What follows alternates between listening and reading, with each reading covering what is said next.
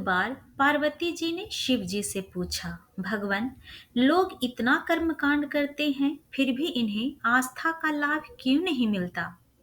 शिव जी बोले, धार्मिक कर्मकांड होने पर भी मनुष्य जीवन में जो आडंबर छाया है यही अनास्था है।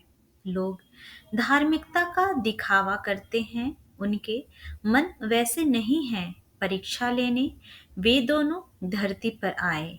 माँ पार्वती ने सुंदरी साध्वी पत्नी का तथा शिव जी ने एक कोढ़ी का रूप धारण किया। मंदिर के सीढ़ियों के समीप वे पति को लेकर बैठ गईं। दानदाता दर्शनार्थ आते रहे तथा रुककर कुछ पल वे पार्वती जी को देखकर आगे बढ़ जाते। बेचारे शिव जी को गिने चुने कुछ सिक्के ही मिल पाए। कुछ दानदाताओं ने तो संकेत भी किया कि कहाँ इस कोढ़ी पति के साथ बैठी हो, इन्हें छोड़ दो। पार्वती जी सहन नहीं कर पाईं, बोली, प्रभु लौट चलिए अब कैलाश पर। सहन नहीं होता इन पाखंडियों का यह कुत्सित स्वरूप। इतने में ही एक दीनहीन भक्त आया, पार्वती जी के चरण छुए और बोला, माँ, आप धन्य हैं जो पति परायण हो, इनकी सेवा में लगी हो। आइए मैं इनके घावों को धो दूं।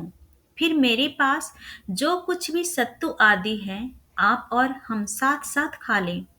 ब्राह्मण यात्री ने घावों पर पट्टी बांधी, सत्तू थमा, पुनः प्रणाम कर ज्यों ही आगे बढ़ा वैसे ही शिव जी ने कहा, यही है भार्ये एकमात्र भक्त जिसने मंदिर में प्रवेश से पूर्व निष्कपट भाव से सेवा धर्म को प्रधानता दी।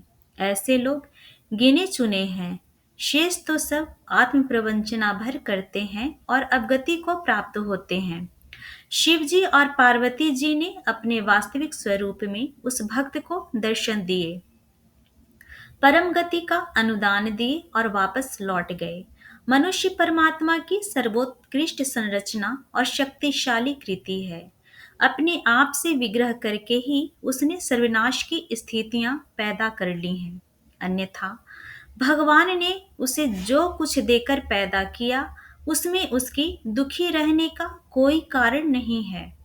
यहाँ प्रस्तुत परिस्थितियों को भगवान शिव पार्वती संबंधी यह आख्यान स्पष्ट करता है कि भगवान आज की परिस्थितियों पर संकेत करते हुए अनास्था की विवेचना करते हैं और वातावरण में समव्याप्त कलुष तथा भयावह परिस्थितियों का कारण भी श्रद्धा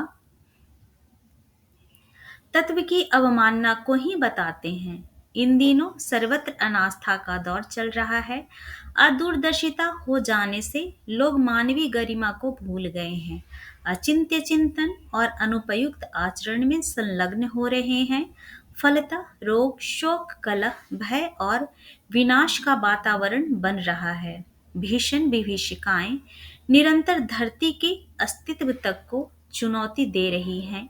भगवान ने यहाँ स्पष्ट संकेत युग की समस्याओं के मूल कारण आस्था संकट की ओर किया है। अंतः की निकृष्टता को मिटाया जा सके, इसी तथ्य की विवेचना इस कहानी के माध्यम से की गई है। परम पूज्य गुरुदेव के विचार क्रांति अभियान से जुड़ने के लिए इस चैनल को लाइक, शेयर, सब्सक्राइब जरूर करें ताकि प्रत्येक वीडियो की नोटिफिकेशन आप सबों तक मिलती रहे। धन्यवाद।